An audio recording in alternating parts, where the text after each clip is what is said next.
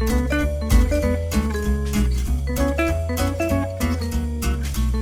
our 50th episode, and I want to thank you all so much for joining me on my journey through Windsor, Essex County area and highlighting small businesses, wonderful businesses, and people in this region. My name is Tracy Martins, and this is YQG in Bloom. And today, to celebrate our 50th episode, I have Mike Brkovich, who is the owner of Walkerville Brewery. Thank you so much for joining me today. Tracy, it's a real pleasure allowing me to be on your show and trying to share with Windsor and Essex County everyone about our experience here in the brewery. I usually don't really research too much. I'll check out Facebook, social media, Instagram. But I really got into the Brewers in Windsor book, and the history of Walkerville Brewery is fascinating. How did you go from all of your other business ventures into brewing? It was kind of natural for me. I inherited the brewery. It was recently opened in 1997 by Karen Plunkett and a group of investors. And during the 2007 financial crisis, the brewery went bankrupt, and I was their landlord for 10 or 11 years. Oh.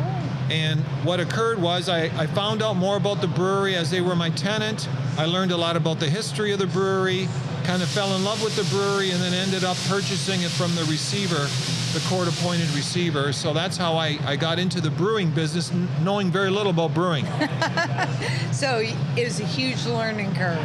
It was a huge learning curve, but I'm very blessed to have a great partner in Ian Gorley, and a great brewing team who really know about beer and know how to, obviously the manufacturing process and the marketing of it and the ingredients we source. So I've been very lucky to have found a great partner in Ian. Reading up on it, the Walkerville Brewery was originally owned by Hiram Walker, and then it had closed down, throughout the years, and that. Does it still hold the same standard today as what it originally did when it opened?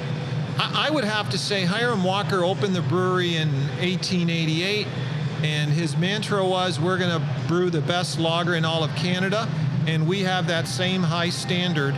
And very fortunately for us, we've won a lot of national and provincial awards for our beers. Yeah, you just won a bunch of them. Bunch of golds. Just in the last week, or? Yeah, we've actually won a gold with our Imperial Stout product, which I think has won 2 gold medals, and I think collectively it's won 10 medals in total over the last 7 or 8 years. So I would have to say our brewing staff and Ian has very high standards. And without a doubt, without an exception, we have the same high brewing standards that Hiram Walker had back in 1888. Well, and that's perfect. Why mess with a good thing? Is the product here available nationwide, or is it just in Ontario?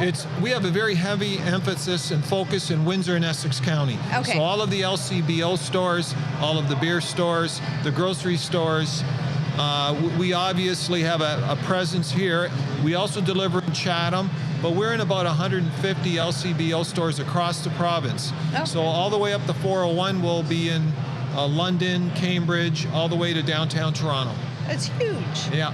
How much, should I say, do you guys brew? How many? We're 5,000 hectoliters a year, so by microbrewery standards, we're not big. We're small compared to most large brewers. Speaking, I would have to say we're not as big as people think. So, and most of our beer is all brewed here in this facility. All of it is craft, handcrafted. All of it's non-pasteurized, no additives, no preservatives. We take a lot of pride in finding the proper, obviously, ingredients that we need to source, not just locally, but all across the world. So we are small by brewery standards. For the Windsor, Essex County area, you're huge. And I can attest, the cider here, which is amazing. I know the Christmas is a sugar plum cider. I drank the last of it before we started. This cider doesn't have any extra added sugar, which I love. It is an amazing. I've never been a cider fan, and no, I'm hooked. The cider has really caught on.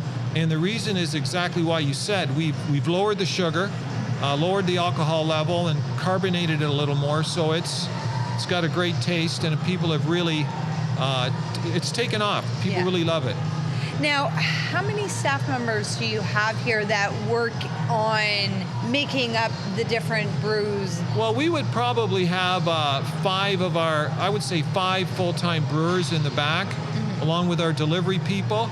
But those 5 brewers are responsible for the day-to-day operations of the back of the house, we call it. It's a collection of, let's say, Natalie, our manager, Ian, the head brewer, some of our staff. Obviously, there's trends in the brewing industry that we visit other breweries, we listen to our customers.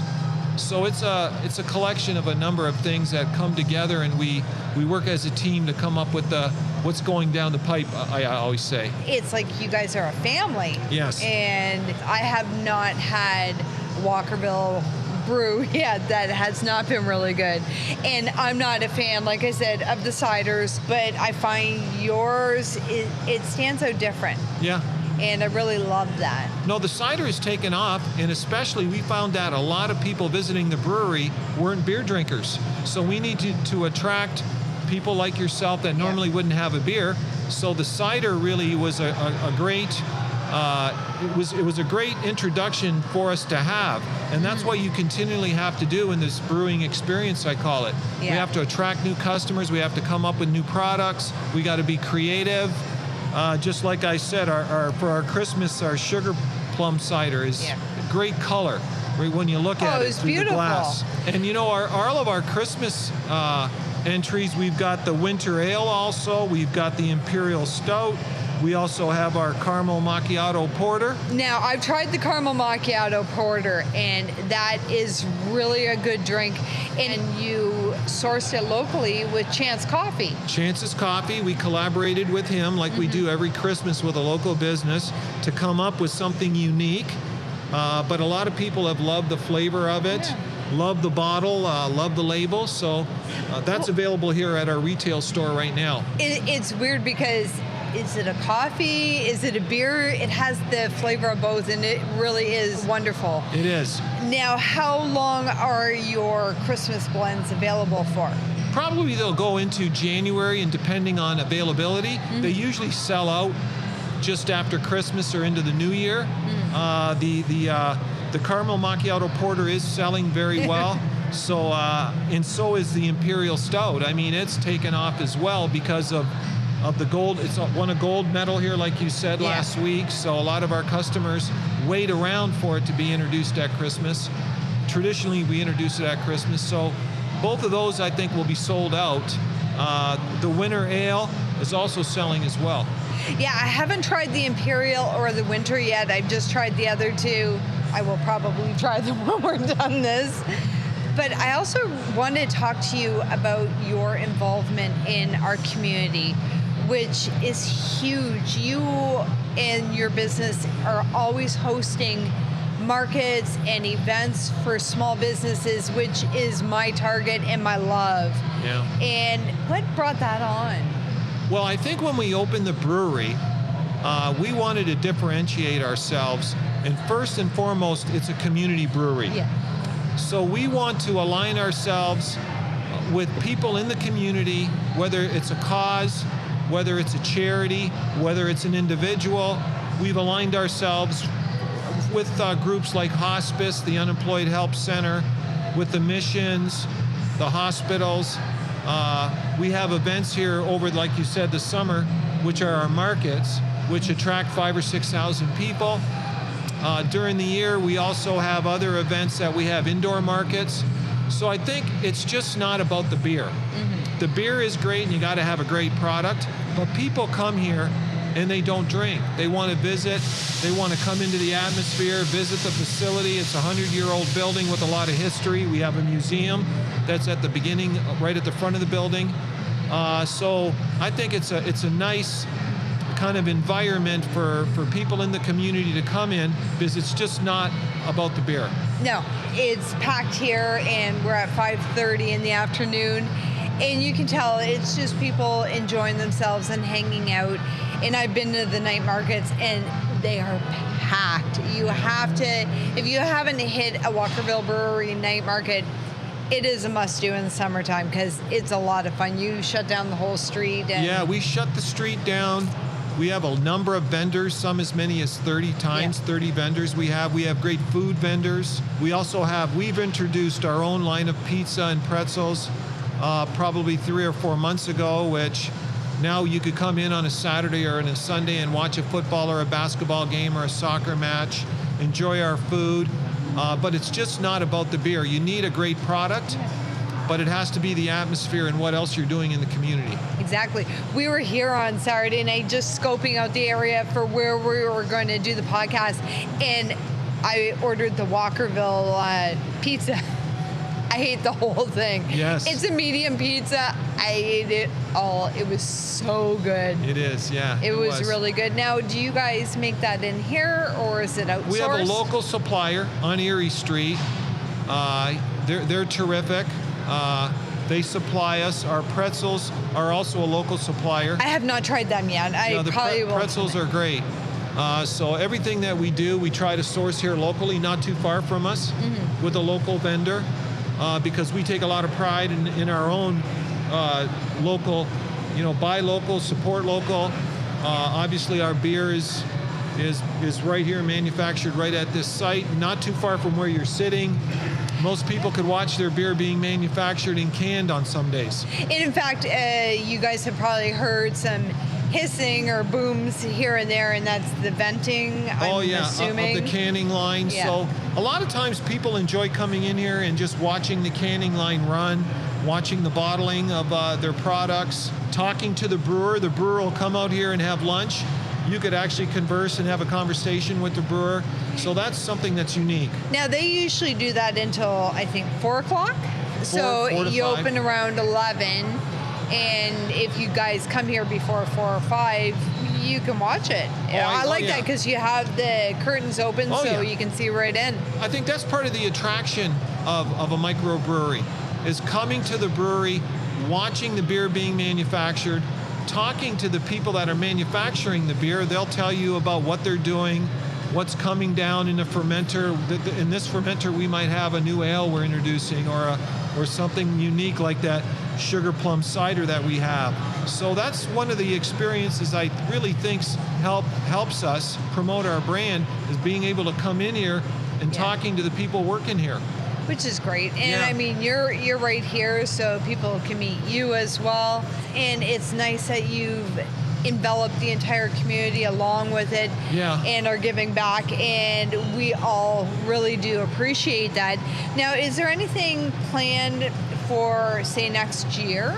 It's our holiday season now. We've got extended winter hours. We've got our gift packages. Well, what are your winter hours? Because we're going, right now we are on December 13th. We're going to air this probably in 2 days. So. Okay, so from the 18th to the 21st, we're going to be open from 11 in the morning until 8 at night. December 22nd, 11 until 10 p.m. December 23rd, 11 until 8 p.m. December 24th, 11 until 4. Obviously, Christmas Day, we're closed. The 26th, we're going to be open 11 to 6.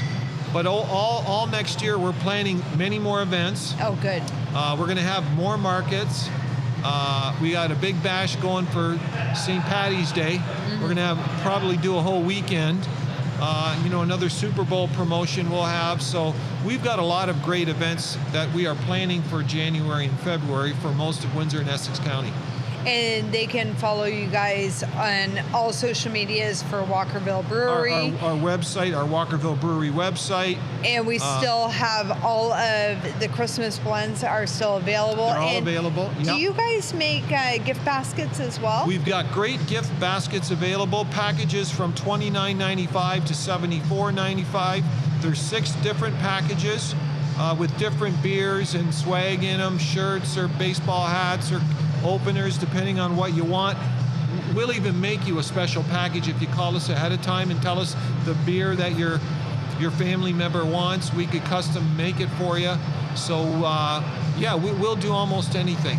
Oh, so that's great. So any of the last minute shoppers, get down here or contact them right at the when you come in It's like a mini... It's a little museum we have. A little museum, but you also have some really nice hoodies and some shirts. Sweatshirts, T-shirts. You're wearing one of... Yeah, I've got a Walkerville Brewery. Which is very nice. Yes, so... And our little museum, that attracts a lot of people too. So that gives you the whole history of the brewery. We've got serving trays that are 100 years old. We've got our labels that are 100 years old. We've got bottles in that cabinet that are 100 years old. So and we're sitting at a table that is a cask. That's right. So it's a barrel right here from Hiram Walker that we use. A lot of the things in this brewery were given to us. The pews came from Lincoln Road United Church. That's really nice. Yeah, a lot of the tables we manufactured were from wood that we took out of the Hiram Walker warehouses across the street. So we've kind of made it a collection of what we could salvage from these buildings because this building is 100 years old as well. Now, what was this building before? This was originally built in the 1920s to store whiskey, to age whiskey. But in 1969, they took it down to this height and made it into a surge building, which allowed Hiram Walkers to put a lot of their excess capacity in it while they were in production. So it's a beautiful building, inside and out. It's really nice. It really is. And I mean, we got the Santa chair here. Now, yes. Is this here year round or? That chair is here year round. Kids love it to take pictures with their parents. Santa usually sits in it, but it's kind of our little showpiece here at the brewery that we use a lot. It's gorgeous. In fact, me and my faux grandson there, we were playing around taking pictures on it the other night. The other night? Yeah.